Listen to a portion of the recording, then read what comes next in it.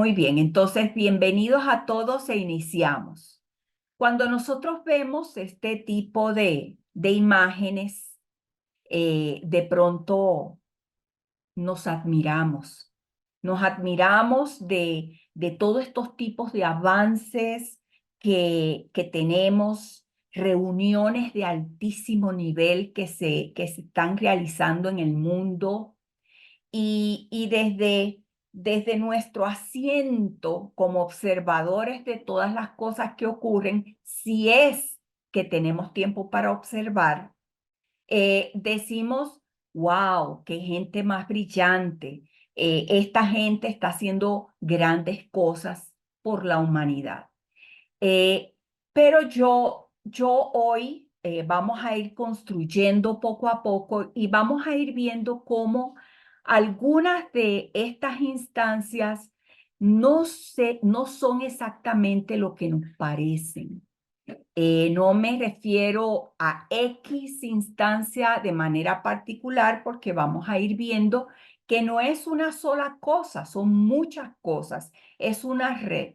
Y ahí es donde entonces voy con esta lámina que no sé si la aprecian bien, y pareciera ser como un pulpo gigante. Bueno, seguro no es tan gigante, pero la foto lo hace ver así.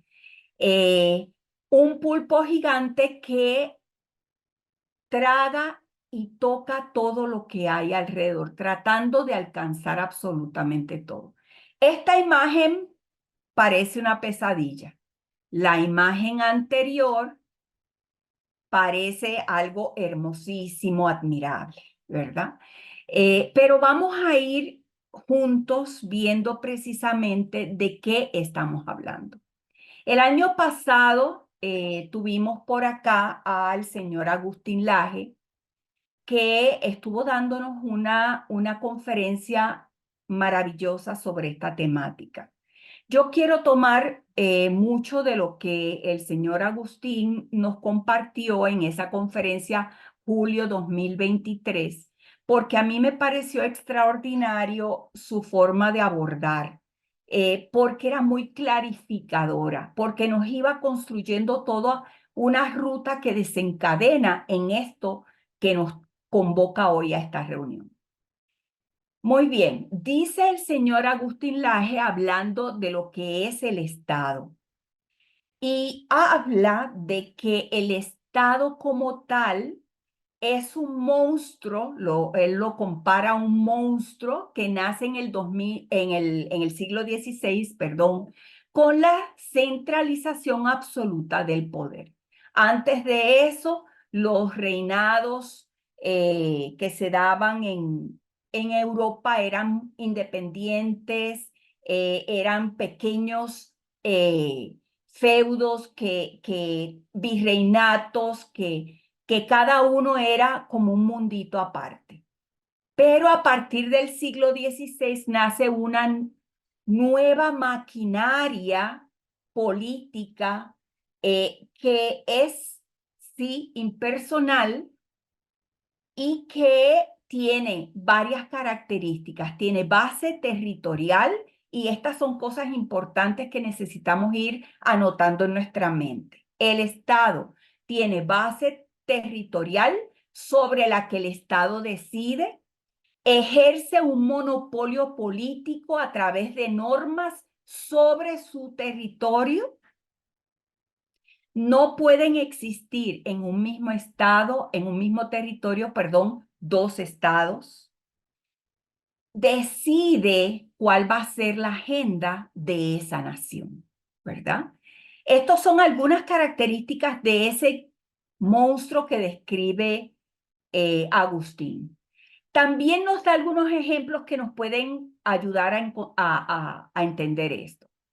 Por ejemplo, si un país invade Costa Rica, eso es razón de un conflicto entre naciones. ¿Por qué? Porque este territorio es exclusivo de Costa Rica. Y en todo lo que es el territorio nacional, ¿quién manda? Costa Rica. Si se hace una guerrilla interna, como ha pasado en algunos países, esa guerrilla interna, ¿qué es lo que quiere obtener? Poder, para luego instalar su propio Estado con su propia agenda. Entonces, vamos viendo que una invasión busca poder. Pensemos en Hitler, por ejemplo. Invadía países vecinos para ir ampliando su propio Estado. Las guerrillas también buscan eso. Si una persona, si un ciudadano de ese Estado toma por sus propias manos acciones, por ejemplo, alguien alguien tiene un conflicto conmigo y yo voy a irme contra esa persona, ¿lo puede hacer en Costa Rica? No, no lo puede hacer. ¿Por qué? Porque Costa Rica tiene todo un reglamento, tiene una agenda Estado, tiene un orden político de gobierno y cuando algo así pasa, tenemos todo un proceso que debemos seguir en obediencia a lo que ha determinado el Estado. Entonces, veamos cuál es el poder de este Estado. Algunas consideraciones. Bueno, también entra el término nación, ¿verdad? Nación es el cuerpo vivo del Estado. Un conjunto de personas, habitantes o ciudadanos, unos con unos derechos y otros con otros, que tienen una historia, lenguaje, tradiciones, una visión de rumbo y una simbología común. Algunos de estos, como dije, tienen ciudadanía, otros son habitantes, pero todos deben de estar regulados en el Estado, ¿cierto? Los ciudadanos tienen, entre otros derechos, el votar, se puede participar en la política de la nación. Todas estas son eh, una descripción muy somera, muy breve de lo que es Estado-nación. Ahora, desde el siglo XVIII se crearon algunos mecanismos para disminuir y controlar el poder del Estado. ¿Qué sucede? Que ese Estado entonces se convierte, decía don Agustín, como en un monstruo, en un leviatán, decía él, de control absoluto sobre ese territorio. Pero hay que controlar al mismo Estado. Hay que ponerle límites porque el poder puede llevar al abuso. Entonces, ahí es donde entra en el siglo XVIII, desde esos entonces, se comienza a hacer algunas medidas para poder traer control sobre el Estado. Ahí entra la constitución política, que en Costa Rica tenemos una, ¿cierto? Eh, que es esa carta de, de estatuto constitutivo de la nación. ¿Cuál es nuestro norte más claro y amplio? Hay división de poderes en el gobierno, que en Costa Rica tenemos los tres poderes del Estado, el ejecutivo, el legislativo y el judicial. ¿Y qué hace eso? Eso lo que hace es que en alguna manera divide el poder, ¿verdad? Entonces ustedes no pueden trabajar sobre estos temas, sino que solo pueden trabajar sobre estos y aquella otra persona, aquel otro poder sobre otros. Eh, Todos estos son detalles muy importantes que necesito que ustedes vayan sumando a esta torre que vamos construyendo juntos.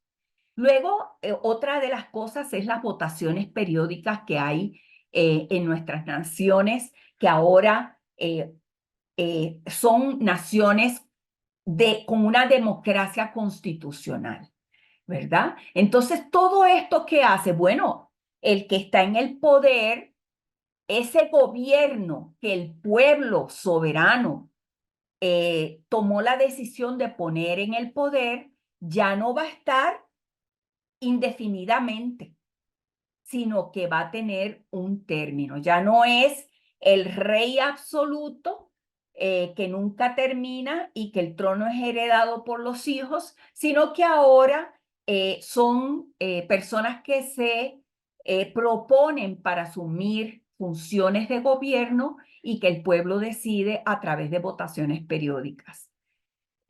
Todo eso son mecanismos para ejercer control sobre el Estado. Esa democracia tiene algunas características, algunas de las que pongo por acá, la participación política de los ciudadanos y aún de habitantes que pueden participar en algunas otras formas en la política de la nación, los derechos fundamentales que ostentamos. Hay una diversidad política, es decir, no solamente tenemos un partido en el país, tenemos principios de mayoría, las elecciones no se ganan a través de otra cosa que no es la mayoría de los votantes. Tenemos esta separación que hablé y tenemos una representación política. Todo esto es el Estado, cómo ha ido evolucionando hasta el día de hoy, para que aquel monstruo del que hablaba Agustín pueda tener cierto control, ¿verdad? Muy bien. Entonces, pero aquí llegamos a este punto. Vamos a ver. Tenemos entonces una nacionalismo, ¿verdad? Tenemos una nación que nos representa, que somos parte de ella, que participamos en ella, tenemos un territorio al que estamos permitidos ir de un lado a otro como queramos dentro de nuestra nación, ¿verdad?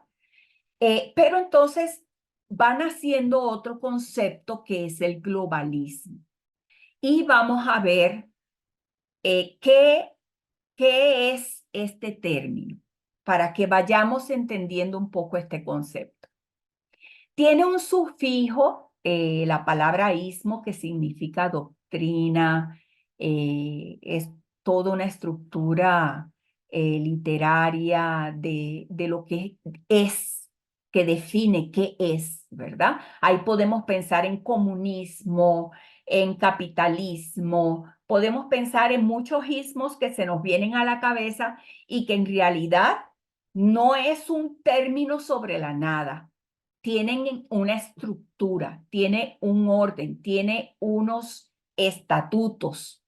Y también la palabra del latín globus, que es una aglomeración de personas, de masas, de también materia. Y acá podría referirse al globo terráqueo, ¿ok? Entonces vean qué interesante este término, que por eso es que globalismo no es lo mismo que globalización, y esto es un detalle importante también que debemos anotar por ahí. La globalización es un desarrollo que ha venido ocurriendo a nivel mundial en todo lo que es las tecnologías, la ciencia, los avances de comunicación, el comercio mundial. Eso es globalización. Pero globalismo, vean que tiene ese sufijo que nos lleva más a un término que implica una doctrina. Ahora, el globalismo, como decía el señor Agustín, es la crisis del Estado moderno. Y vamos a ver, consiste, y esto es sumamente importante, en esa transferencia progresiva de soberanía desde las instituciones del Estado-nación hacia una organización supranacional, hacia una organización que de pronto decimos, pero ¿dónde está? ¿Dónde está? ¿Dónde podemos apuntar? En realidad no es una. Es una red que vamos a ir viendo ahora. Pero, ¿qué pasa? ¿Quién, quién da quién entrega la soberanía? Este es un punto sumamente importante. ¿El globalismo la toma o el Estado-nación la entrega? Y esta pregunta se las dejo ahí para que vean cómo la vamos a ir contestando en lo que vamos a ir viendo. Pero sí tengamos claro que entonces el globalismo es la crisis del Estado moderno. ¿Por qué? Porque entonces ese Estado moderno que se había constituido con un orden social, económico, político, deja de tener esta identidad propia y va entregando algo de esta identidad a toda esta doctrina global, ¿verdad? A todo este fenómeno que vamos a llamar globalismo. Entonces, repasemos. El globalismo no tiene territorio, pero decide sobre los territorios. No tiene pueblo, pero gobierna pueblos. Es un aparato burocrático donde se dinamizan intereses.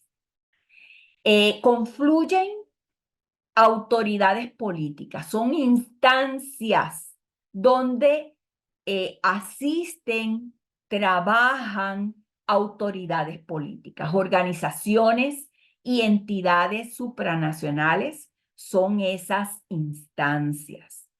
Actores económicos internacionales y determinan líneas directivas sobre las naciones. ¿Vamos bien hasta ahí? Sí. Ok. Entonces, tenemos un ejemplo bastante importante. Las Naciones Unidas, que nacieron en el 1945, después de la Segunda Guerra Mundial, con el objetivo de traer paz y seguridad, evitando guerras como la que acababa de pasar. Pero poco a poco se ha ido empoderando y ha ido desarrollando funciones que vamos a ir viendo. Y de hecho también se ha ido multiplicando en muchas organizaciones. UN o NU, en español, Naciones Unidas, muchas organizaciones Naciones Unidas que son parte de la gran red de las Naciones Unidas. Ok, entonces llegamos a esta agenda 2030, que es en realidad un tratado constitutivo del globalismo. ¿Ok? Son objetivos, 17 objetivos que se pretenden, se traza como meta haberse cumplido para el año 2030. Es un plan de dominio mundial que da poder a un grupo pequeño de personas. Esas son palabras de don César Vidal que quise citar. Un plan de dominio mundial que da poder a un grupo pequeño de personas. Pero vamos a ver. Escuchar eso suena como a todo este tipo de cosas que dicen, es que son asuntos de teorías de la conspiración, ¿verdad? Yo estoy citando a don César, pero en el transcurso de esta conferencia de hoy, quiero que vayamos apuntando a hechos y no a mitos, ¿verdad? No a cacería de brujas, como dicen en idioma popular. Bueno, los 17 objetivos, si los observamos, se suenan tremendamente altruistas. Hay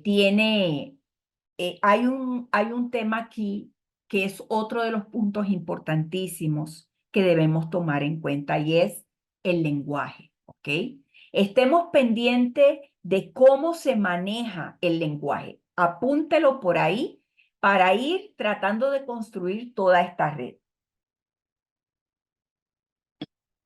La agenda, oigan, tiene una calidad de comunicación extraordinaria, de tecnología, de avance, de proyección, de trabajo de marketing. Así que, como decía Agustín, el que se opone a la agenda termina siendo como el villano de la película, ¿verdad? O el que dice algo malo de ella. Veamos, por favor, yo no sé si usted ha tenido oportunidad de acercarse en algún momento a lo que son los títulos de los 17 puntos objetivos de la Agenda 2030, pero si usted mira a estos títulos, dígame por favor, ¿quién no les damos el papelito y nos dice, yo me quiero apuntar a eso? ¿Ah? Veamos. Fin de la pobreza. Increíble. Yo lo quiero. Hambre cero. Maravilloso. Salud y bienestar. Educación de calidad. Igualdad de género. Igualdad de género, que es algo que vamos a analizar en lo que sigue, pero usted de pronto dice, ¿qué es eso? Bueno, ahí es donde comenzamos a patinar también, inclusive ya desde los títulos, pero es que igualdad de género es un concepto que inicia hablando de la igualdad de valía entre el hombre y la mujer.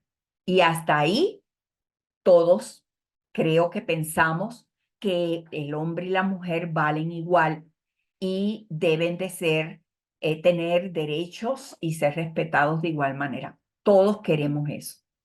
Agua limpia y saneamiento, energía asequible y no contaminante, trabajo decente y crecimiento económico. Bueno, sigan viendo ustedes. Todos estos títulos son maravillosos, maravillosos en verdad. Paz, justicia e instituciones sólidas. O sea, ¿quién no quiere esto?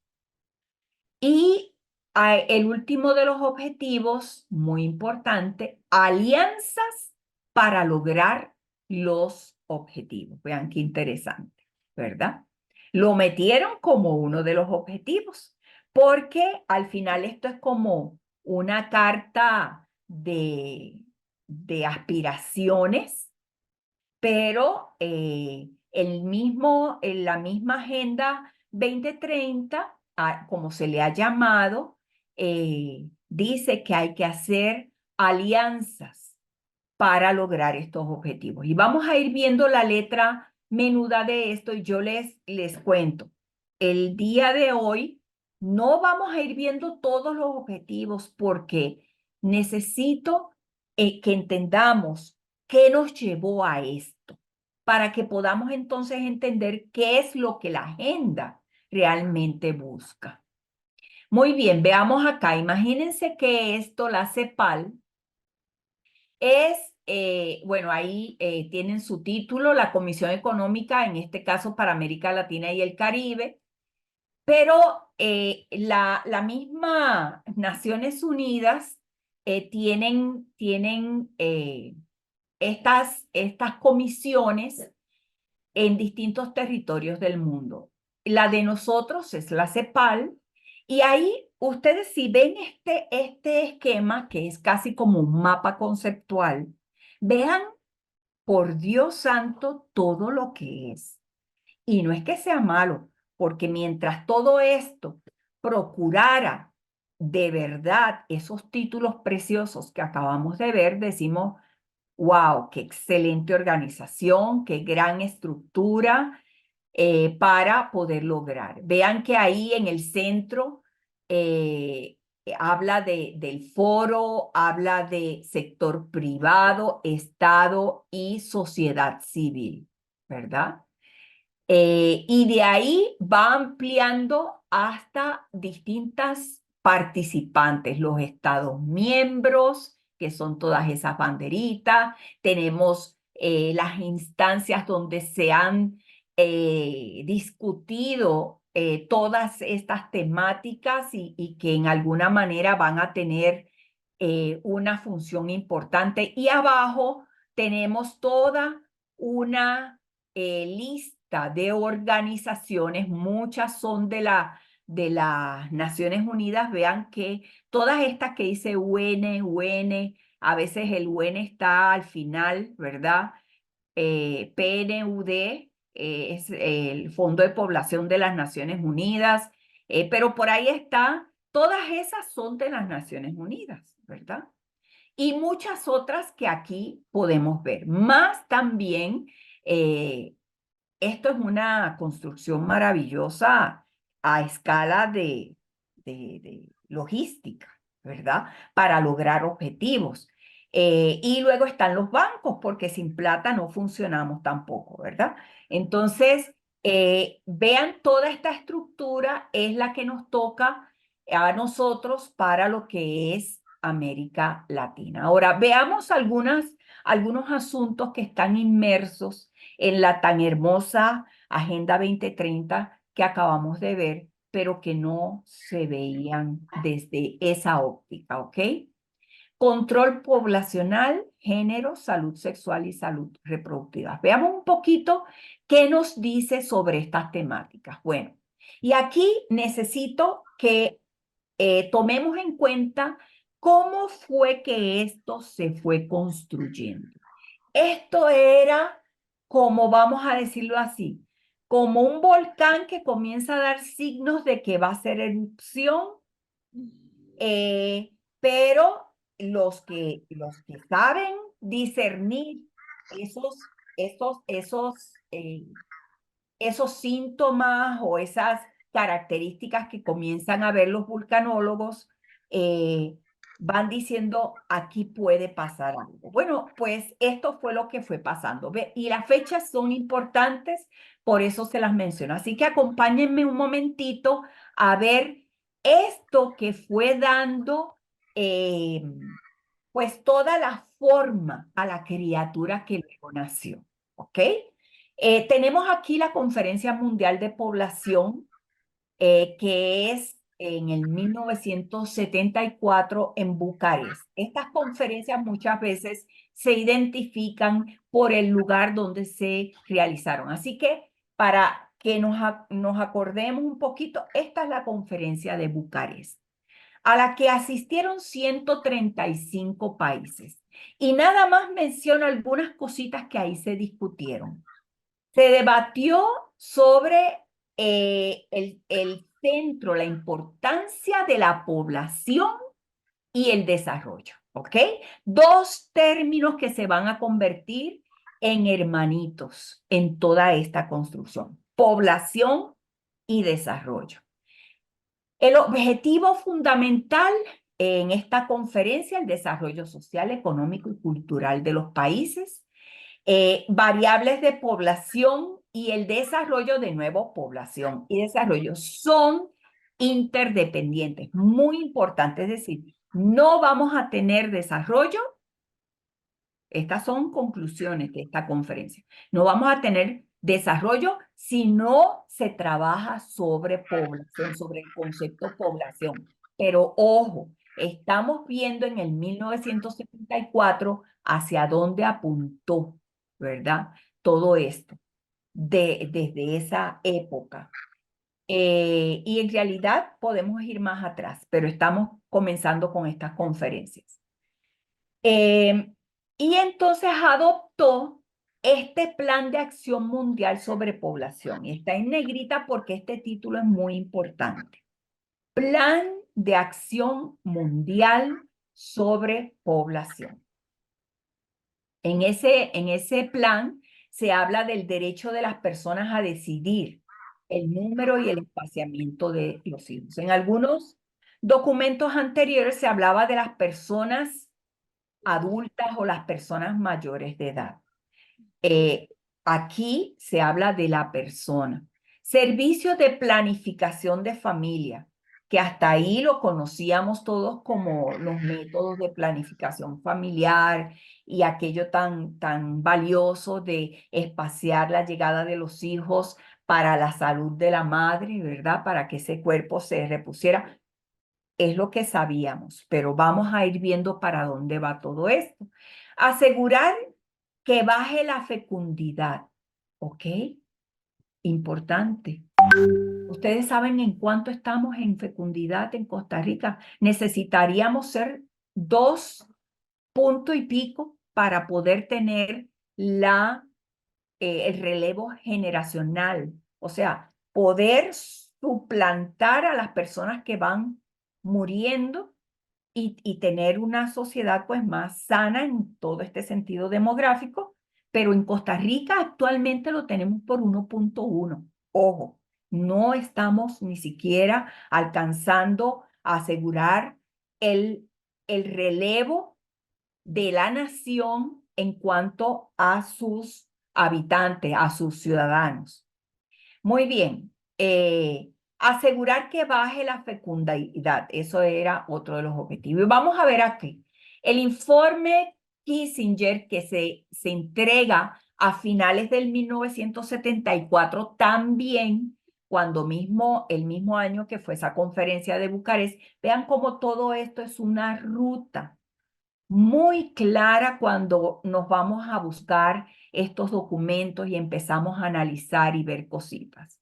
Así que no se desconecte. Vea, este fue el informe que entregó el Consejo de Seguridad que dirigía el señor Kissinger de los Estados Unidos y que tenía el informe realmente se llamaba Implicaciones del crecimiento de la población mundial por la seguridad de Estados Unidos y los intereses extranjeros.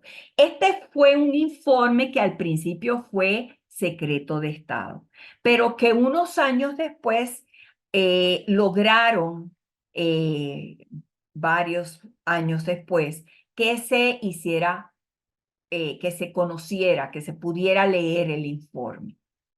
Eh, Parte de 2 premisas importantes. Veamos a ver que los conflictos laborales, sabotajes, disturbios civiles son mucho menos probables en condiciones de crecimiento demográfico lento o nulo. ¿Ok? Tenemos eso anotado por ahí. Según este informe, toma como premisa que es mejor que haya un crecimiento lento o que no haya crecimiento demográfico, es decir, que no sigan naciendo personas en los países, sino que se mantenga en lo que está o más bien retroceda, como nos ha pasado en Costa Rica, porque si no, se pueden ocurrir conflictos en nuestros países laborales, disturbios, etcétera. Ok, primer punto. Segundo punto. Las poblaciones con una alta proporción de crecimiento, los jóvenes que se encuentran en proporciones mucho más altas en países menos desarrollados, es probable que sea más volátil. Esto es citado textualmente del informe. Inestable y propenso a los extremos, la alienación y la violencia que una población mayor de edad. Es decir, los viejos no son tan conflictivos, los jóvenes sí. Así que tenemos que bajar ese segmento de la población, ¿ok? Demográficamente, nosotros teníamos una pirámide donde arriba, en la parte de arriba de la pirámide, teníamos a las personas de mayor edad y abajo en la pirámide, que es más ancha, tenemos niños, jóvenes, la gente más joven que es más. Bueno, y eso tiene una razón también, que vamos a ver, una función importante en las naciones. Porque, por ejemplo, en nuestro país el seguro social se sostiene a través de los que están ahora laborando para dar sostenimiento a los que ya laboraron, contribuyeron al sistema y ahora necesitan llevar una vida más tranquila porque en realidad no tienen las mismas fuerzas productivas. Entonces, la pirámide era así. Poco a poco esa pirámide está haciendo esto, ¿verdad? Poco a poco esa pirámide va haciendo esto. Se ha ido deformando.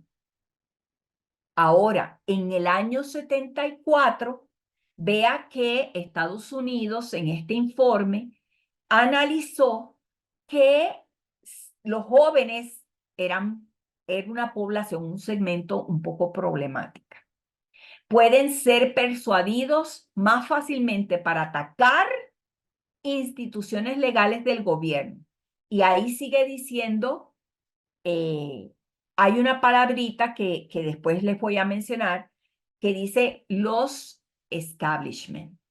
O sea, los establishment, que es un concepto que tiene su tiempo y es ese núcleo de personas que toman decisiones y que en alguna forma tienen poder, ¿verdad?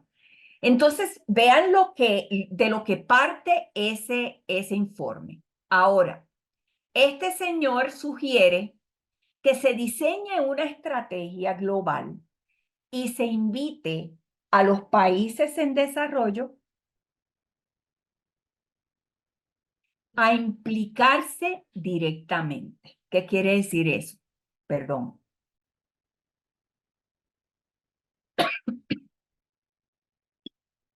Eso quiere decir que no solamente, no es la idea no es imponer, perdón.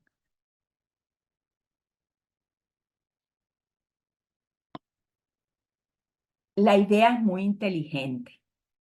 La idea es comunicar desde ciertos otros objetivos de manera que los mismos países tomen la iniciativa de acogerse a este plan. Esa era la idea de Kissinger. Vean qué interesante. Ahora, el informe Kissinger, eh, la palabra aborto aparece 44 veces y aquí hay una cita relevante de este documento, que como le dije al principio era un texto oculto, nadie lo podía confidenciar.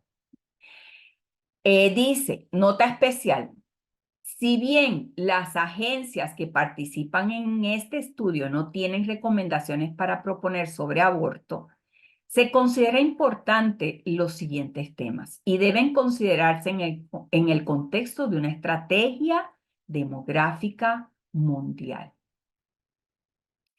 Entonces, dice, esto es cita, todo esto que está aquí es cita del documento. Prácticas de aborto en todo el mundo, así dice. Y entonces comienza. Y ahí al inicio dice, es necesario apreciar ciertos hechos sobre el aborto. Y dice así, ningún país ha reducido su crecimiento poblacional sin recurrir al aborto. Ok, estamos viendo. Es decir, población y desarrollo. Para desarrollo hay que reducir más desarrollo, menos población. ¿Ok?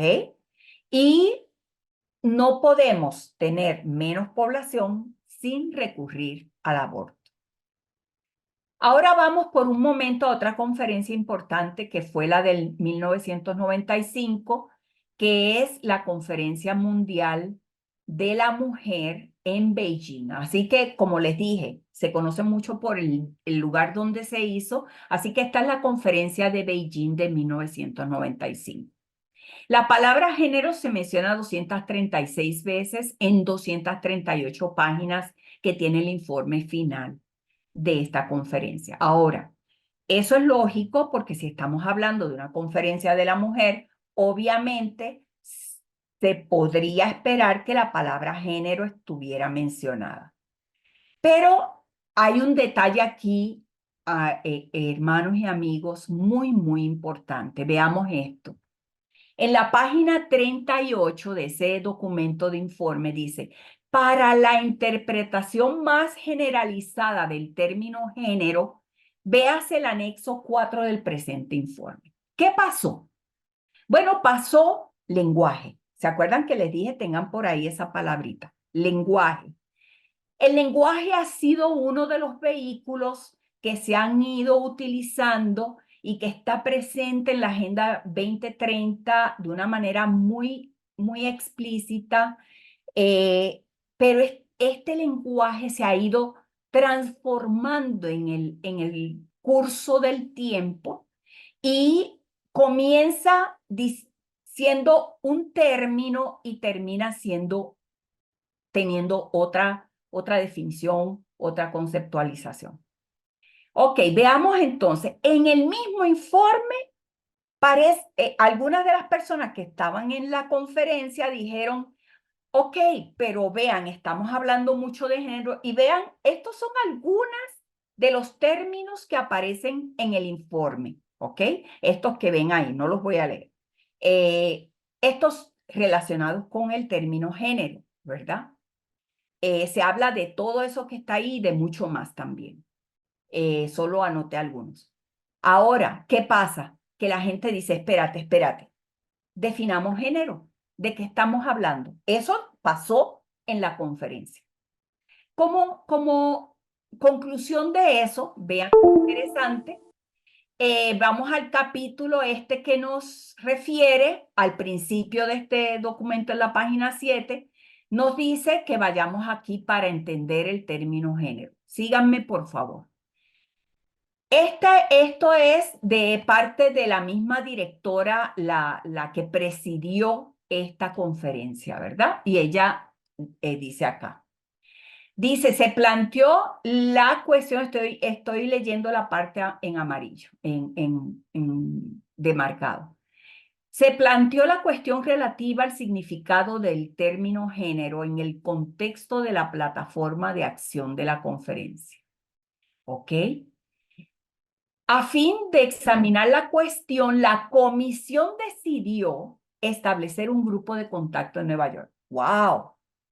¡Qué difícil definir un término que se menciona tantas veces en una conferencia y que pareciera ser como el nicho, el centro temático de la conferencia?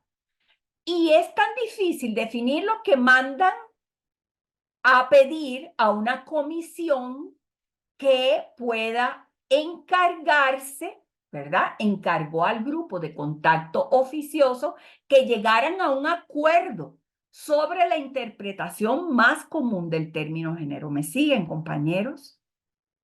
Eh, entonces es como, wow, pero tenemos que hacer una ruta tan larga para definir algo que es el centro de esta conferencia. Bueno, y este es el informe final.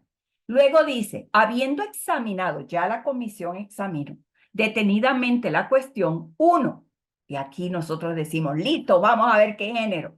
El término género se había utilizado e interpretado comúnmente en su acepción ordinaria y generalmente aceptada en muchos otros foros y conferencias de las Naciones Unidas.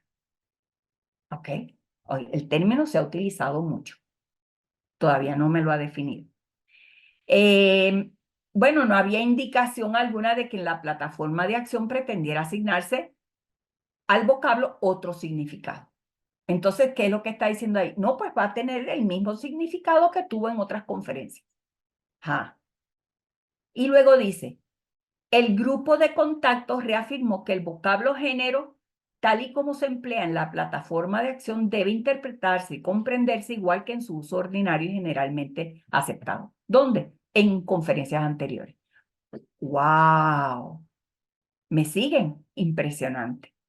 Una conferencia de género, ¿verdad? De mujer, de lo que en aquel entonces entendíamos como ese valor de mujer-hombre, de hombre-mujer, que no puede definir de manera concreta algo que es el centro de su accionar.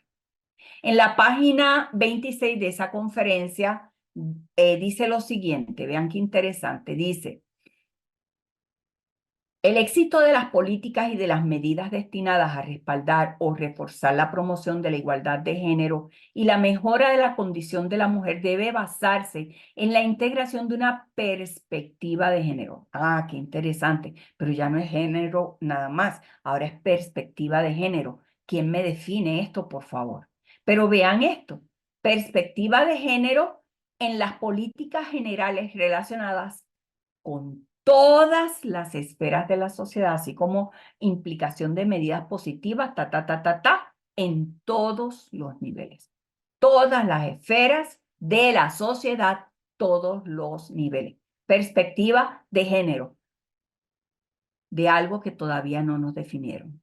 En la página 38 dice, elaborar programas de capacitación y materiales didácticos, ojo, educación, para docentes y educadores que aumente la comprensión de su propio papel en el proceso educativo con miras a proporcionar estrategias eficaces para una enseñanza con orientación de género. Oiga, 1995. La transformación del concepto en el tiempo ha sido sumamente importante, porque hoy lo que entendemos por género son cosas muy diferentes y atraviesa toda una gama de orientaciones sexuales, de diversidad, y ya no entendemos lo que antes se entendía que era prácticamente la valía de la persona independientemente de su sexo biológico. Ahora, de hecho, ya el género, de qué género soy, se convierte en una percepción personal, que la persona dice es así me concibo y todos los que están alrededor mío tienen que respetar que yo me veo de esta manera.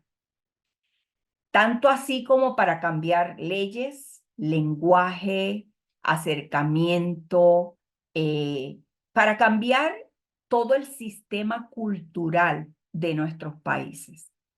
Y vean aquí que desde el 1995 se habla de cambiar programas, materiales educativos para que tuvieran esta orientación de género, que en ese momento veíamos como solo la mujer, pero si ahora tomamos esto, ya va teniendo otra connotación. ¿Por qué no nos definieron género como esa conceptualización hombre-mujer o ese papel hombre-mujer? Porque eso no lo pudieron definir, porque esto es un volcán que va desencadenando ciertas cosas hasta la erupción.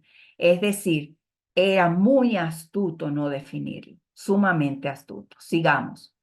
Entonces, aquí quiero nada más rápidamente hacer mención de algo que dice don César Vidal en una conferencia de él, que dice que el señor David Rockefeller, en un libro de memorias del 2002, dice lo siguiente, ¿verdad? Dice, una persona poderosísima económicamente en su tiempo, una familia de las más poderosas económicas del país, de Estados Unidos y del mundo. Dice, algunos creen incluso que nosotros somos una especie de cábala secreta que trabaja contra los intereses de Estados Unidos, caracterizando a mi familia y a mí como internacionalistas que conspiran alrededor del mundo para construir una estructura global, política y económica más integral. Un solo mundo si se quiere. Si esa es la acusación, me declaro culpable y soy orgulloso de ello.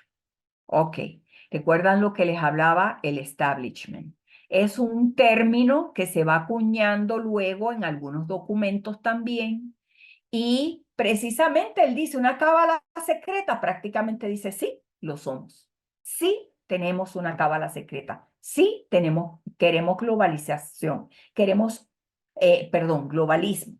Queremos un solo mundo, un control absoluto, ¿verdad? Muy bien. Eso fue en el 2002. Pero siguiendo aquí, algo muy importante de esto que acabamos de mencionar, arriba está el documento original, página 122 en inglés, y abajo una traducción a la que me refiero. Dice, el Departamento de Estado debe instar al establishment en la sede de la ONU. Oiga, al establishment en la sede de la ONU. O sea, es un grupo de gobierno, de toma de decisiones dentro de la ONU. Y dice que también a funcionarios de alto nivel, líderes no gubernamentales de responsabilidad comparable para adoctrinamiento en materia de población. Eso dice ese informe en la página 122. Qué interesante. No dice capacitaciones, no dice, usa la palabra adoctrinamiento y lo pueden ver en el texto en inglés arriba sobre la temática de población. Ok. Entonces, en las Naciones Unidas, en el marco de este documento, Medidas para el Seguimiento del Programa de Acción de la Conferencia Internacional de Población y Desarrollo, ¿se acuerdan que eso inició unos años antes, ese programa de acción? Y esto dice lo siguiente, la Organización Mundial de la Salud ha señalado, sin embargo, cuanto más rigurosa es la legislación sobre aborto, más probable es que el aborto sea inseguro y redunde en muerte. Los derechos humanos fundamentales de la persona a la vida y a la seguridad física y a ser libres de tratos crueles, inhumanos y de discriminación supone que deben eliminarse las restricciones innecesarias al aborto. Deben eliminarse las restricciones innecesarias al aborto, porque lo contrario es un trato cruel e inhumano, ¿ok? Eh, Esto es letra menuda, pero por esto traigo esto a ustedes. Vean página 121, porque estos son documentos que fueron sembrando el camino para que luego surgiera la Agenda 2030, que es la agenda del globalismo mundial. Bueno, el globalismo, perdón. Eh, entonces, dice aquí, los gobiernos deben proporcionar acceso a servicios de aborto en condiciones seguras. Los gobiernos. ¿Qué gobiernos? Bueno, ojalá todos los gobiernos, pero por lo menos los estados que son parte de las Naciones Unidas. Tanto para salvaguardar la vida de la mujer y las niñas como para respetar, proteger y hacer efectivos los derechos, incluido la salud. Importantísima la palabra salud, porque precisamente aquí tenemos un asunto de terminología de nuevo, de lenguaje, la palabra salud. Esa palabra se ha convertido en un caballo de Troya para instalar el aborto en muchos países. Por ejemplo, en Costa Rica, el aborto en Costa Rica está penado por ley. En el Código Penal, desde el 118 se dice que está penado el aborto, que no se puede hacer en Costa Rica, pero en el artículo 121 dice que la única vez en que el médico no va a ser,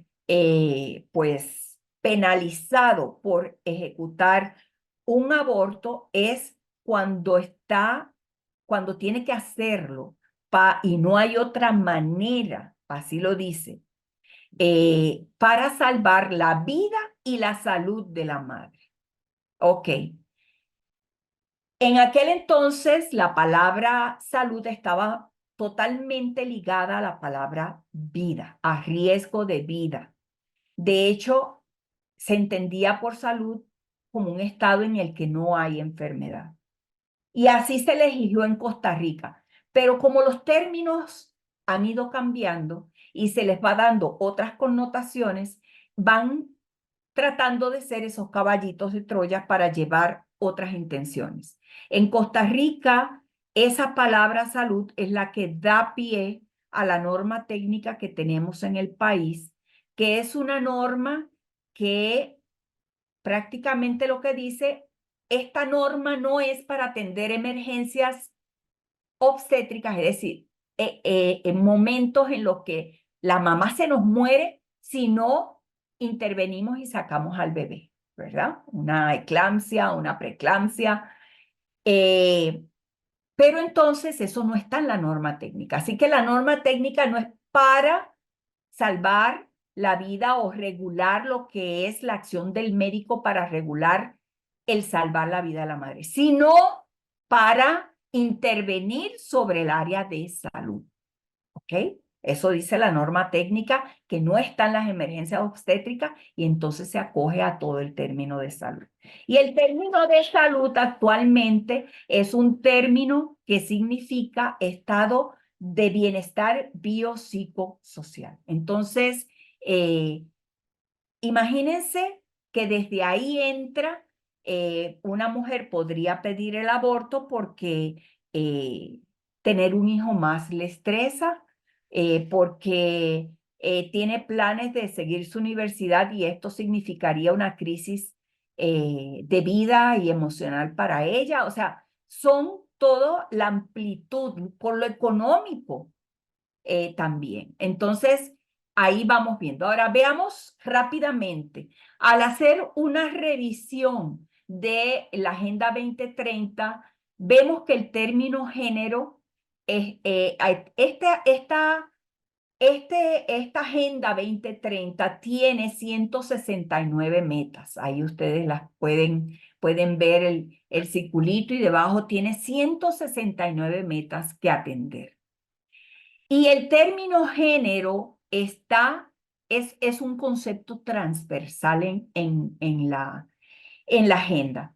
Está 160, está 160, en los 169 metas, en todos. En unas totalmente explícitas, donde se menciona la palabra género, 49, implícitas, se está hablando de algo relacionado con género, que crea ciertas condiciones para el asunto de género y en otras indirectas. Vean, esto es sumamente importante. Luego, veamos en el objetivo 3, por ejemplo, nos habla de, vamos a ver, en el 3.7.1 dice, bueno, en el 3.7, el lado izquierdo, menciona los servicios de salud sexual y reproductiva, ¿verdad? Habla de información, de educación, y a veces leemos esto y no entendemos bien. Pero ¿qué sucede? Sucede que el término de salud reproductiva se ha utilizado dentro de este concepto, está implícito ya en nuestra actualidad lo que es el aborto libre. Y vamos a irlo viendo ahora. Eh, Vean que acá dice en el 371 que se deben de usar métodos modernos. Muy importante aquí en esta parte, métodos modernos. Y seguimos acá en este objetivo 5, que es el que habla de la mujer. Dice, vean por qué era importante que viéramos lo que acabamos de ver de todas las conferencias. Dice, en el 5.6, asegurar el acceso universal a la salud sexual y reproductiva y los derechos reproductivos según lo acordado de conformidad, volvemos, con el programa de acción de la Conferencia Internacional para la Población y el Desarrollo. ¿Se acuerdan? Que le hablé desde cuándo venía ese programa, pero ahora ya esto está metido en la Agenda 2030 que se crea en el 2015 y que se supone que alcance estos objetivos para el 2030. Dice, la plataforma de acción de Beijing y los documentos finales de sus conferencias de examen. Ok, entonces, estas conferencias han nutrido lo que es la Agenda 2030. O sea, esto no es que se hizo sobre la nada. En realidad, todo lo que tiene la Agenda 2030 es como los ríos que se unen en un gran río que ahora es Agenda 2030, de todo lo que venía ocurriendo muy estratégicamente. Planes que no son de corto plazo para la transformación de la cultura y para lograr, como aquel pulpo, incidir sobre muchos alrededor. Ok, entonces tenemos la educación y veamos por un momento este documento de la UNESCO, que es de las Naciones Unidas. Vean qué interesante, dice, Educación para la ciudadanía mundial, una perspectiva emergente. Al principio de esta conferencia dijimos que los únicos que pueden tener ciudadanos son los estados, ¿cierto?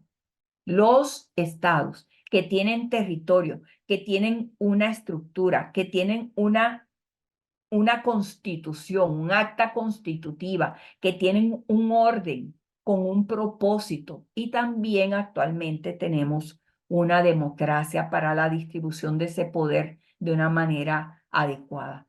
Ahora, la UNESCO en el 2013 lanza este documento, vean que es antes de que saliera la Agenda 2030.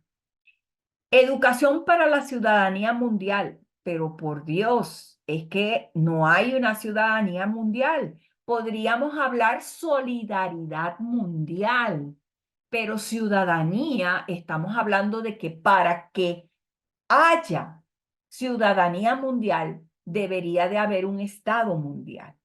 ¿Me siguen? Y acá dice, ¿por qué es el momento propicio para la ciudadanía mundial y la educación para la ciudadanía mundial? Ok, veamos qué dice acá. En esta parte nos dice que tiene como propósito formar ciudadanos mundiales empoderados. Ese es un norte UNESCO de la educación. Son líneas que traza la UNESCO que incide sobre la educación a nivel mundial, sobre todo de todos los gobiernos, los estados miembros de la UNESCO. Entonces, pero se convierten en, en algo realmente que todos debemos acatar. ¿Ok? Entonces vean que desde el 2013 ya ellos hablaron en este documento de la importancia del ciudadano mundial. Existe una clara oportunidad de incluir en la agenda para el desarrollo post-2015 referencias a la educación para la ciudadanía. Esto fue antes, pero ya esta agenda se venía gestando, vean ustedes, y dice que debe de aparecer este concepto. Ahora, volvamos al lenguaje de uno de los asideros y de las vías de acción que todo esto ha utilizado, ¿ok? Entonces, ¿qué es educación para la ciudadanía mundial? Eh, Vean, la definición misma de ciudadanía está siendo cuestionada. Volvemos a lo mismo que pasó en la conferencia que era de la mujer y que no pudieron decir claramente que era género, que tuvieron que hacer una comisión y al final la comisión no terminó diciendo nada concreto. Ok, entonces, aquí nos pasa lo mismo, está siendo cuestionada y aún queda por establecer una definición de ciudadanía mundial que sea ampliamente aceptada.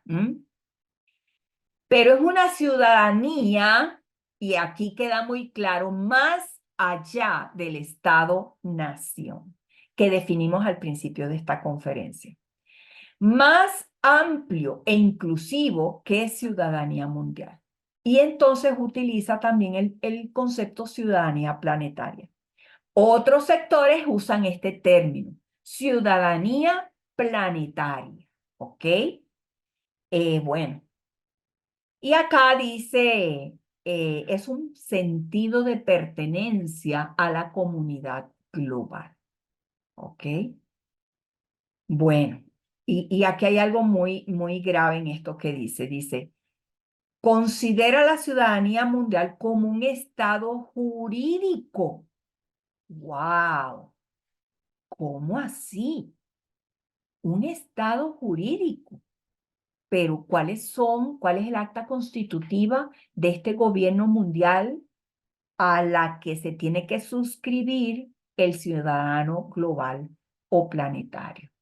Entonces, en la Agenda 2030, en el apartado 4, que era aquella cosa tan linda de educación de calidad, nos menciona, y aquí tienen el 4.7, por supuesto, la ciudadanía mundial tenía que ser incorporada según la recomendación de aquel informe del 2013 que vimos. Veamos en Costa Rica qué está pasando. Bueno, en el 2016 comienzan a salir los programas de estudio, ¿ok? Estas son dos carátulas de dos de los programas de estudio, uno de ciencias y uno de orientación. Todos tienen esta misma carátula y luego la materia a la que apunta el programa.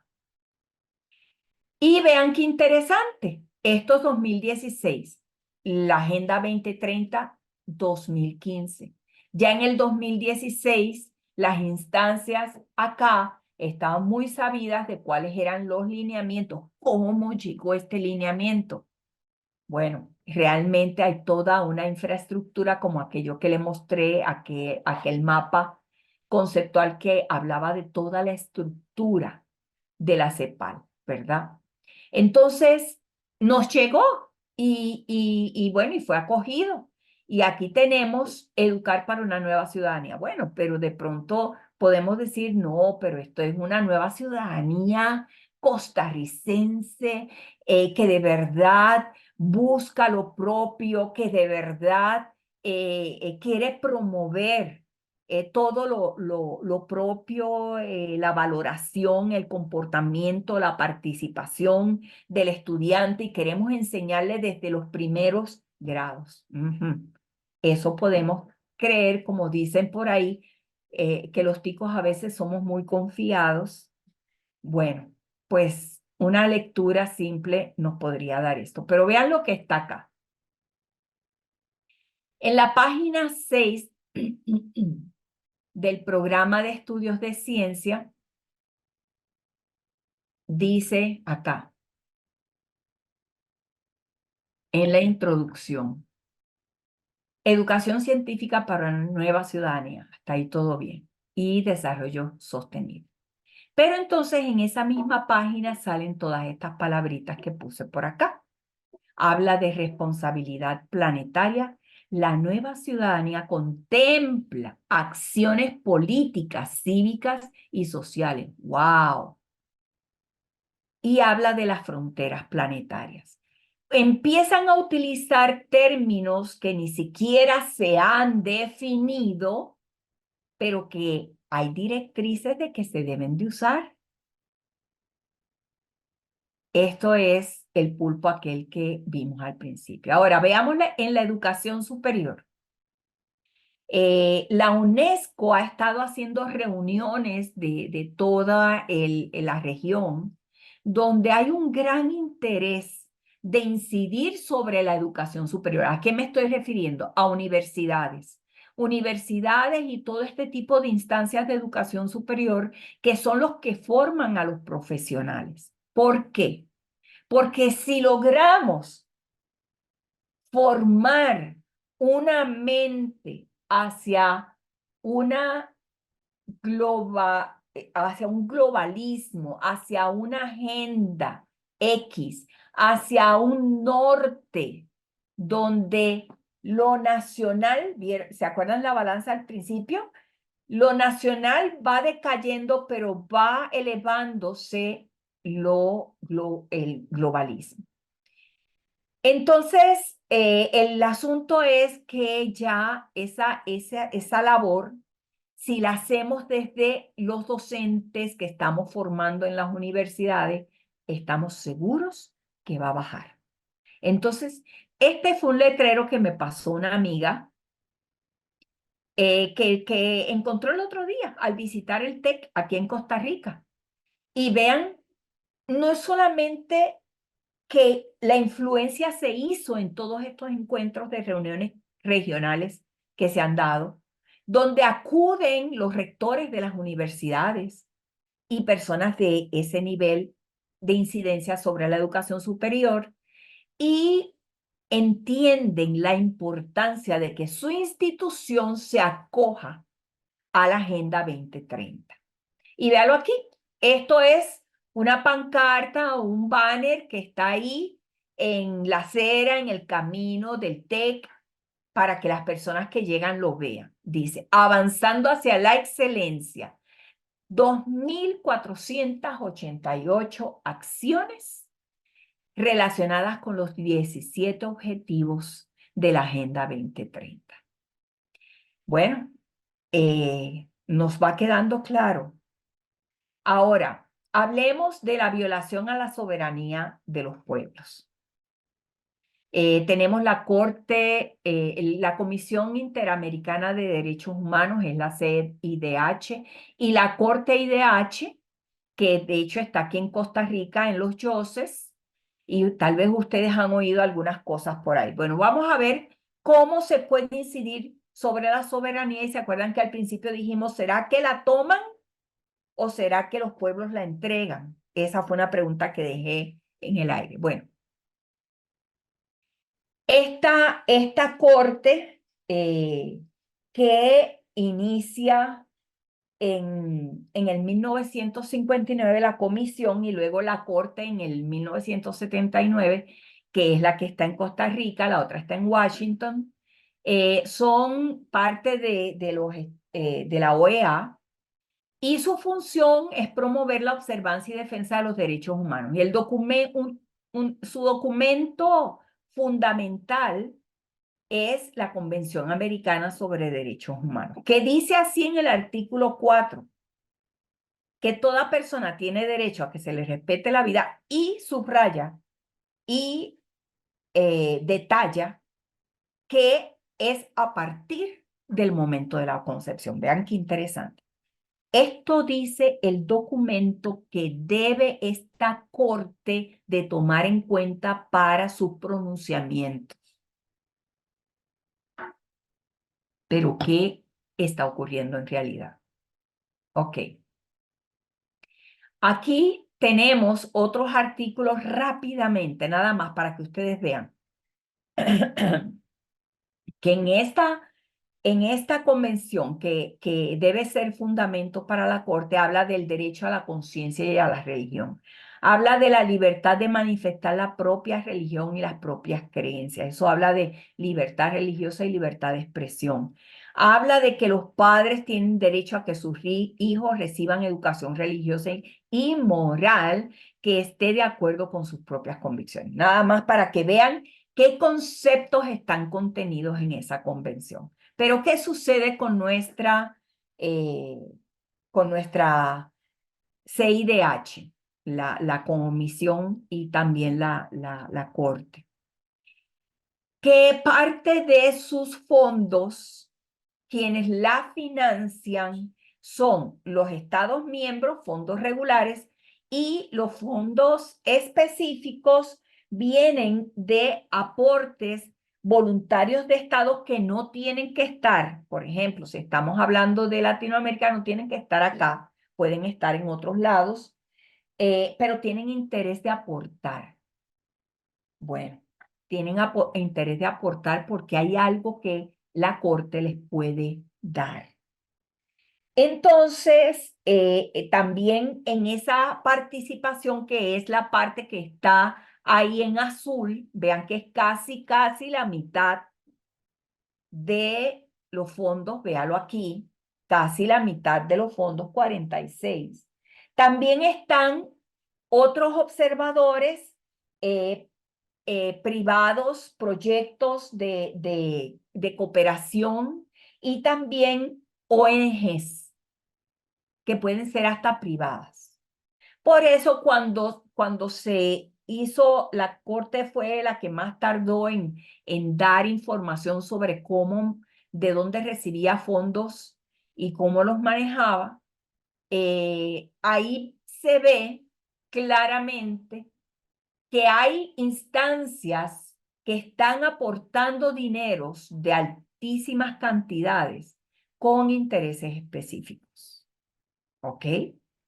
Entonces, A la Corte le interesa ese dinero, pero también tiene que responder de cierta manera. Entre ellos, imagínense que está Facebook, Soros, hay varios que aportan.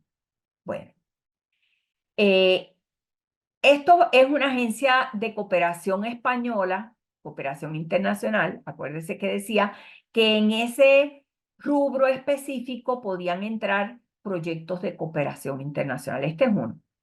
Y esta gente dio $251.991 en el 2016 para resolución de casos que tuvieran que ver con alegada discriminación por orientación sexual. Ese año la Corte resuelve, y esto es información de don Agustín Laje, recabada por él, donde hay dos sentencias de la Corte ese mismo año que siguen esa línea, ¿verdad? Una en Colombia y una en Ecuador. Entonces, bueno, sigamos rapidito porque el tiempo nos gana. Este es un documento que saca y tiene que ver, acá la Corte en este documento agradece el apoyo financiero del Trust American y todas estas organizaciones que están aquí, Arcus, Wellspring, gobierno de Holanda. Son contribuciones que son parte de esa contribución específica que ayudaron, y vean para cuál es la línea que ayudaron estos fondos. ¿Okay? Este es un documento que sale de la misma CIDH y habla, vean lo que dice en este documento, dice: las sociedades en América están dominadas por principios arraigados de heteronormatividad, cisnormatividad, jerarquía sexual, binarios de sexo, género, misoginia. Y entonces dice: los estados tienen la obligación de diseñar e implementar proyectos que busquen cambios culturales con la finalidad de garantizar el respeto a las personas, a la aceptación a las personas cuya orientación sexual, identidad de género real o percibida, o sea, nos está quedando claro. Esto es lo que dice ahí. O cuyas características sexuales sean diferentes de los patrones mayormente aceptados por la sociedad. Ok, entonces está diciendo que los estados tienen una obligación. Si teníamos duda de la línea de acción objetiva de esta corte, ya no nos queda duda, ¿verdad? Acá con este tipo, esta es la comisión, que son, la comisión y la corte actúan de manera concatenada. Ok, aquí de nuevo, la CIDH pronuncia esto en los Estados Unidos cuando se hizo el fallo Roe v. Wade, que fue el último fallo que ya declaró sin lugar este decreto que había instalado libremente el aborto en los Estados Unidos hace muy poco tiempo. Esto se decretó en contra, y entonces ellos dicen y ponen en su red que este decreto de Roe v. Wade había protegido el acceso al aborto. O sea, recuerden que los derechos reproductivos están fundamentados en los derechos a la igualdad y no discriminación, a la salud, término importantísimo, y a la intimidad, entre otros. Estos son otros documentos donde habla de el avance. Son emisiones de documentos de la OEA, donde habla de su comisión y de lo que va haciendo. Entonces, avanza en el reconocimiento y protección de derechos reproductivos en la región. Dijimos que derechos reproductivos, estamos hablando de aborto. Y acá presenta el caso de El Salvador en la Corte IDH, ahora la que está acá en Costa Rica, sobre prohibición absoluta del aborto. Entonces presenta la CIDH, envía el caso a la Corte de Costa Rica para que incida. Y tenemos entonces, llegamos acá a un caso que todavía está en la Corte, mis queridos hermanos y amigos.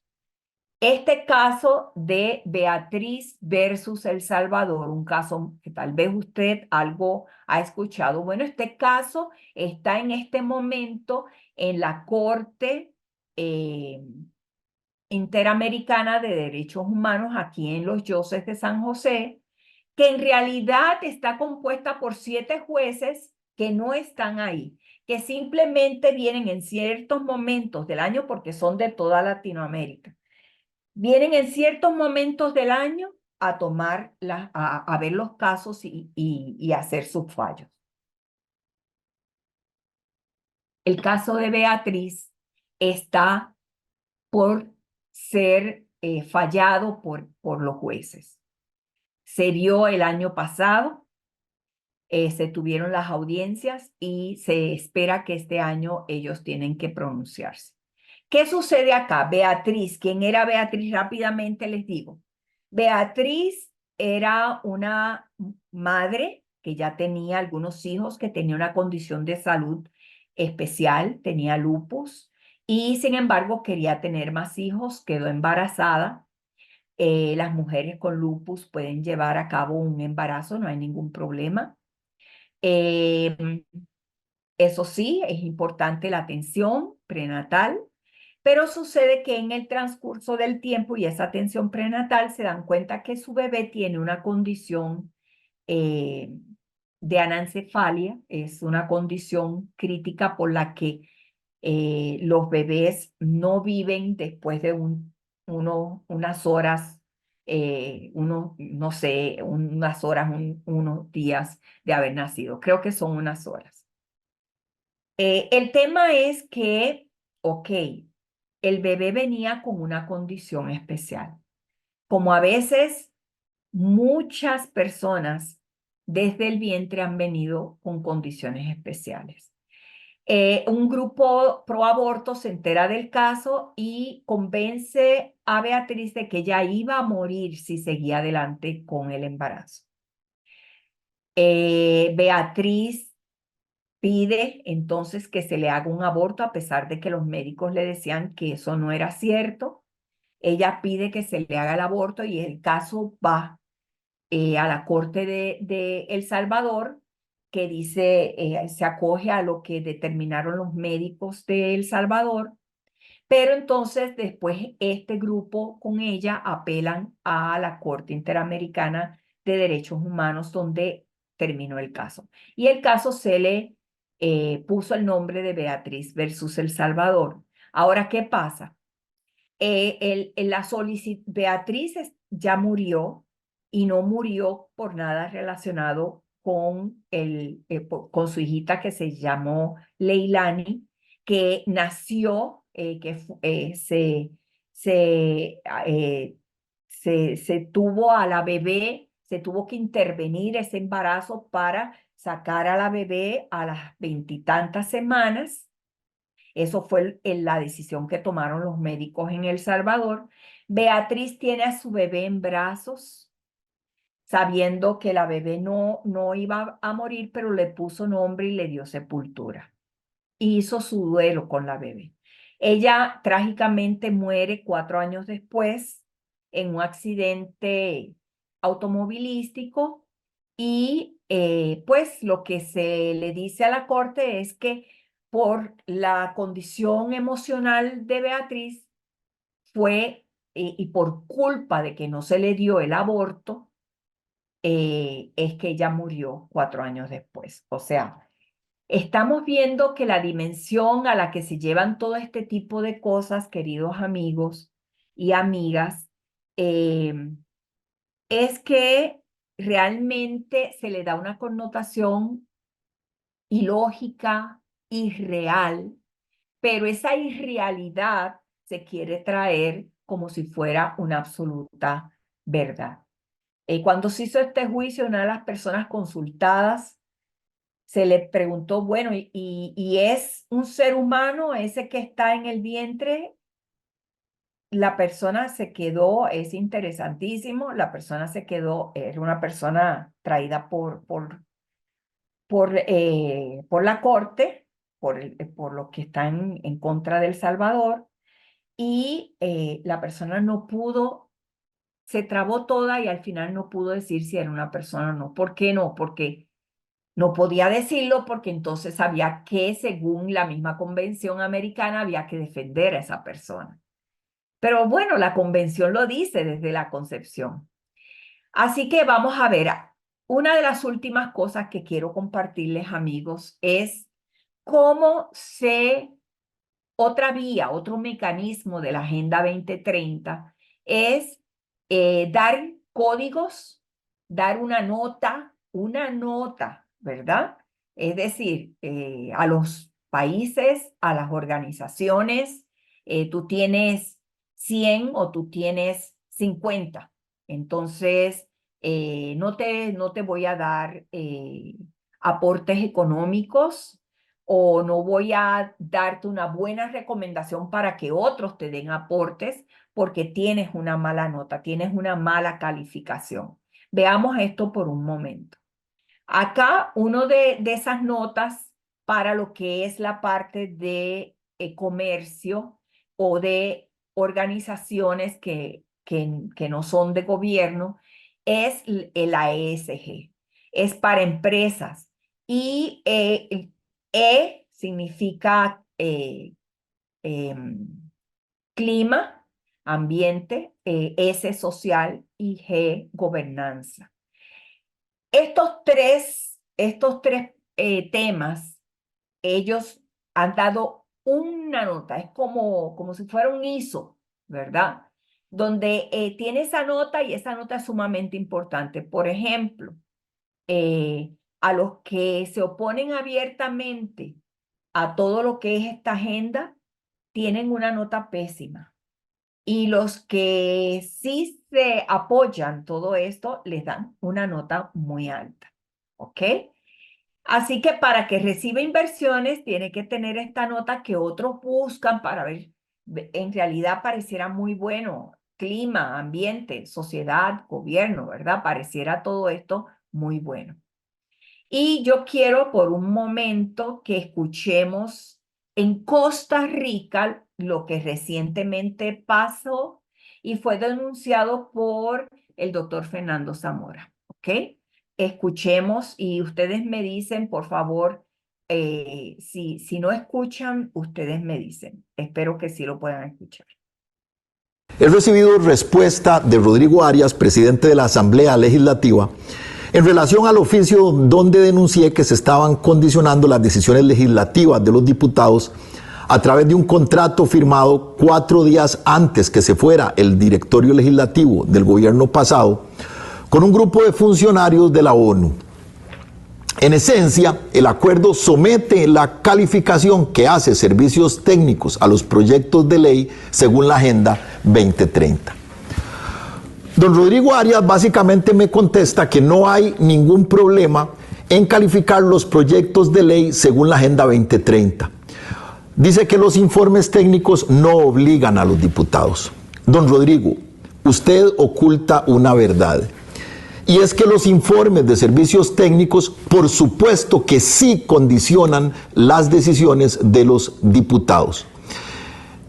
Aún más, me resulta extraño que a hoy ningún diputado, que son los legitimados para interponer un recurso de amparo y a partir de allí una acción de inconstitucionalidad contra esa disposición, mantengan una actitud tan pasiva ante ello.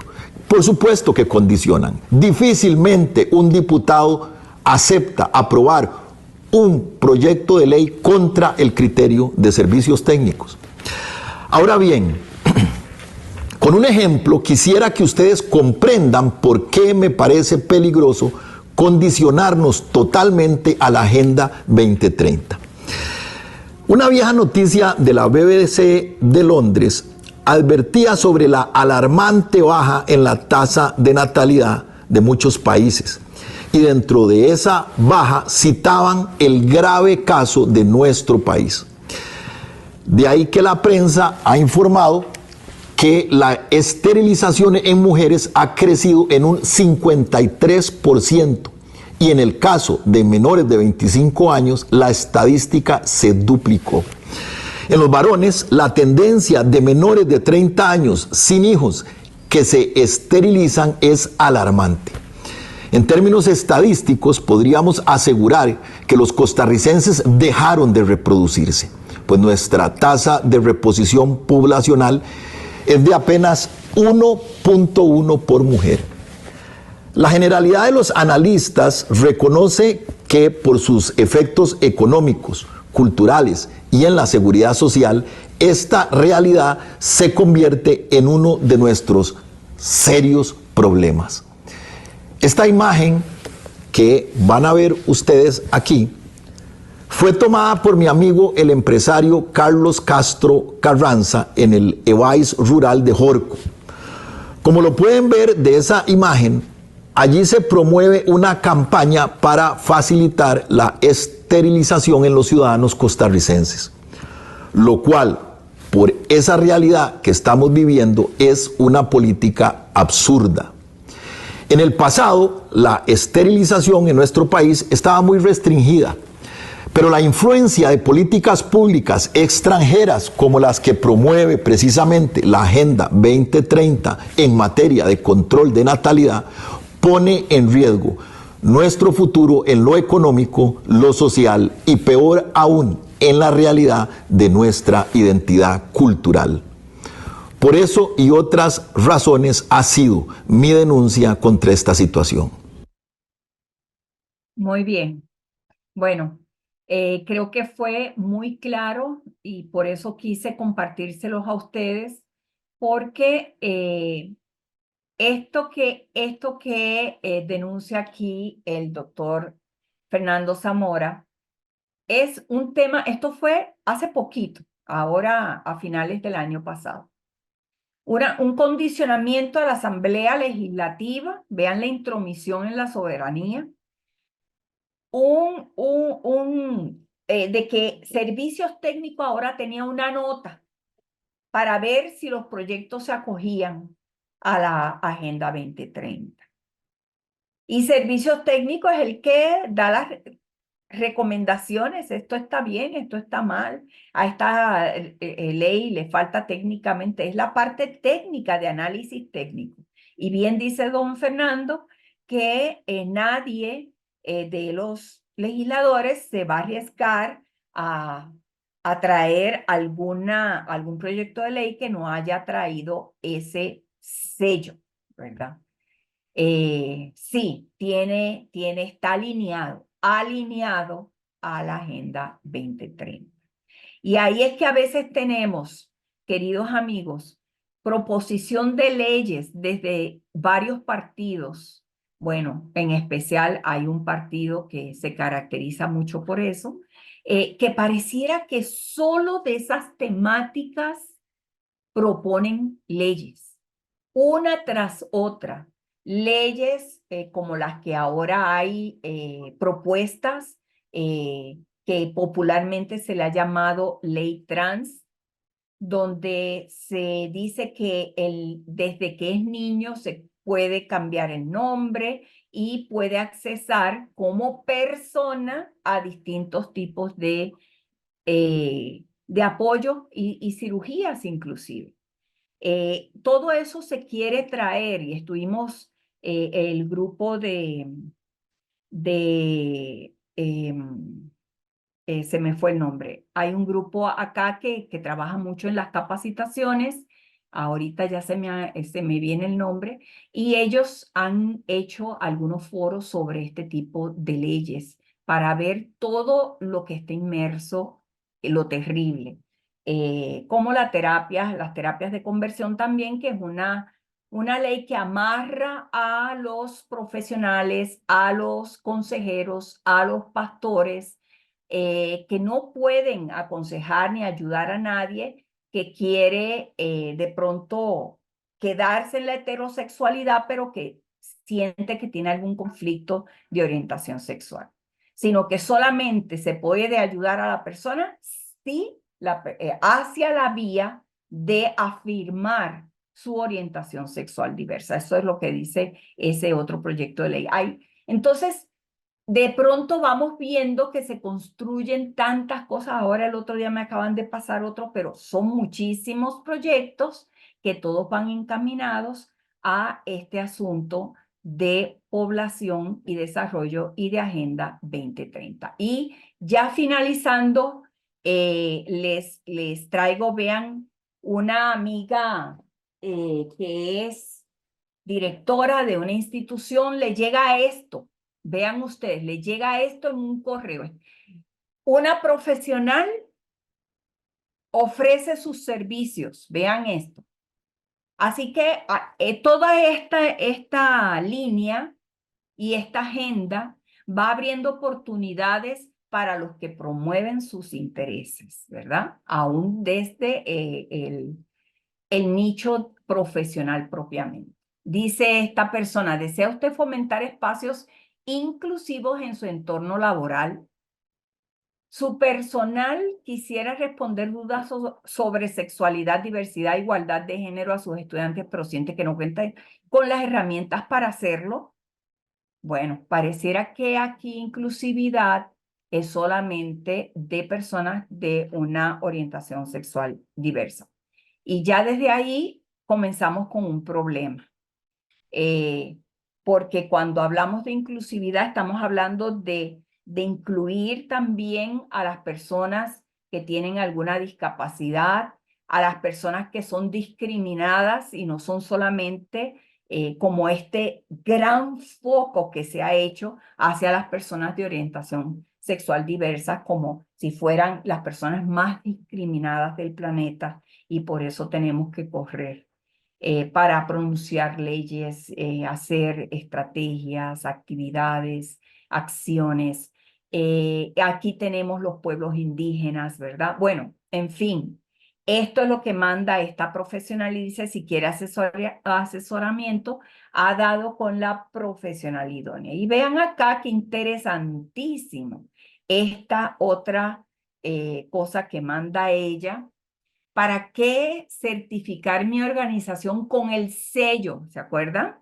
Sellos, son sellos de igualdad de género del INAMU. Bueno, nos estamos enterando que INAMU tiene un sello de igualdad de género organizacional, o sea, para organizaciones. Entonces aquí ella pone tres cosas, ¿verdad? Y la última que pone por acá, todas son valiosas verlas, pero la última que pone por acá, perdón, es permite a las organizaciones alinear sus operaciones con los objetivos de desarrollo sostenible Agenda 2030. O sea,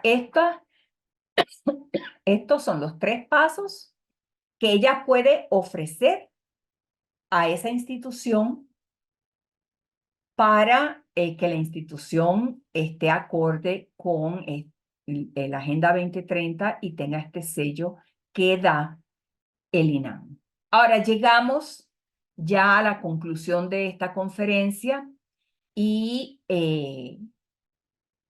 la pregunta es, ¿cómo actuamos ante el globalismo? Esa es la pregunta. Hay un pasaje aquí bíblico que yo quisiera traer, porque sé que aquí entre nosotros hay muchas personas de fe. Y es valiosísimo este pasaje para nosotros en Sinergia. Es casi como un llamado. Y dice, de la tribu de Isaacar había 200 jefes junto con sus parientes. Todos estos hombres entendían las señales de los tiempos y sabían cuál era el mejor camino para Israel. Bueno, el llamado que yo quiero dejar acá, queridos hermanos y amigos, es lo siguiente. Tenemos este ejemplo de este grupo, de esta familia que se destacó por ser líderes en su pueblo entendían lo que estaba pasando y sabían cuál era el mejor camino. Creo que estamos en tiempos que debemos de imitar a los hijos de Isaacar. Y ante todo esto que se presenta acá, varias recomendaciones. Uno es confiar. Nosotros sabemos en quién hemos creído. Dios nos da a nosotros una, una fuerza, una estabilidad, porque dice que cuando estamos angustiados podemos venir a Él, traer todas las cosas. También que si nosotros buscamos primero el reino de Dios, las demás cosas nos son añadidas. También tenemos por ahí que Jesús nos dijo, yo te acompañaré, estaré contigo todos los días hasta el fin. Entonces, primero, desechemos cualquier tipo de sentimiento de, wow, ¿ahora qué hago? ¿Verdad? No. Seamos personas entendidas en los tiempos y personas que vamos viendo cuál es el mejor camino por el que debemos continuar, a la altura de los tiempos en los que estamos. Eh, Yo les recomiendo que una de las principales cosas que podemos hacer es formarnos. Esto que usted está haciendo ahora. Usted que está aquí, yo le felicito porque llegó hasta el final de esta conferencia y de verdad está aquí. Esto no es tan sencillo entenderlo, tan simple, por eso llevé un hilo constructivo para que usted pudiera ver de qué estamos hablando. Y sin embargo, necesitamos formarnos porque si no nos formamos, nos alejamos de las temáticas y nos encerramos en cierta liturgia personal que está aislada del mundo en el que vivimos y en el que viven nuestros hijos. Entonces, necesitamos formarnos, buscar programas, buscar capacitaciones. Oigan, mis queridos y amados, invertir. Cuando nos llaman a una capacitación y nos dicen que vale 5,000 colones, decidimos no estar en la capacitación, ¿verdad? Por favor, es cierto, debemos de elegir esas capacitaciones que de verdad nos van a ir construyendo, pero por favor, invertimos eso en una hamburguesa. Es necesario que cambiemos nuestra mente, como dice la misma Biblia, cambiemos nuestra manera de pensar y que busquemos ser formados, entender los tiempos en los que estamos, porque de esta manera, mis queridos, ustedes pueden hasta salvar la vida de sus propios hijos. Ellos están inmersos en un ambiente muy condicionante, que está muy bien estructurado, muy bien formado para incidir sobre sus mentes desde los primeros años. Hace poco hablaba con una persona del MEP y me decía, no, pero en los primeros grados de los programas de estudio, de lo que son las guías también educativas, no tenemos nada relacionado con esta temática. Ahí mientras iba conversando con ella, que dichosamente estaba en la computadora, busqué el documento y le dije, mira, aquí está. ¿Estás viendo lo que dice ahí? Una invitación a que el niño reflexione sobre su identidad, pero unido a toda la gama de género. Y ella me dice, ay, no puedo creer que eso esté ahí. ¿Cómo? ¿De verdad que eso está ahí? Y ella no lo podía creer, ni las mismas personas que a veces son del liderazgo de las mismas instancias de nuestra nación. Esta es la influencia que el globalismo está teniendo sobre nuestra nación. ¿Estamos entregando o nos están quitando? Ambas cosas. En realidad, ambas cosas. Así que tenemos que ser enfocados en el propósito de educar desde casa. Tenemos que ser intencionales. Hay que educar sobre todas estas temáticas. Papá, mamá, usted debe de buscar cómo puedo ir sembrando estos principios y valores cristianos. Acuérdese que usted tiene el derecho y la Convención Americana de Derechos Humanos dice que los padres tienen ese derecho.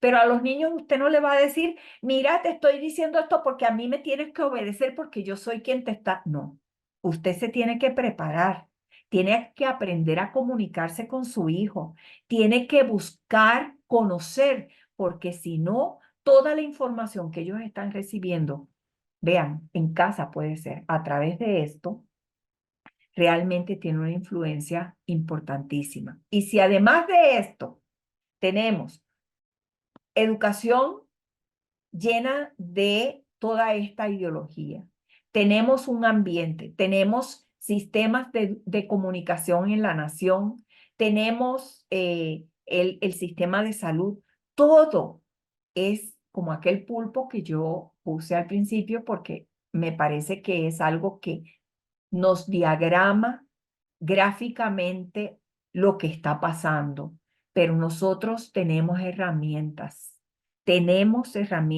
y las que no conocemos o tenemos, las podemos buscar. Hago una invitación a la participación política responsable en todos los sentidos. Es decir, participación, realmente prepararse para una participación política, mover a nuestros hijos a que se preparen, a que sean buenos profesionales para que incidan en todas las instancias del Estado. Nosotros mismos también poder hacerlo. Votar, tener ese civismo, planificar a mediano y largo plazo con una educación con propósito y finalmente ejecutar y actuar. O sea, ser actores, no solo ser observadores. Esas son algunas recomendaciones que quise traerles ya al final para que ustedes tuvieran. Y ya con esto termino. Muchas gracias.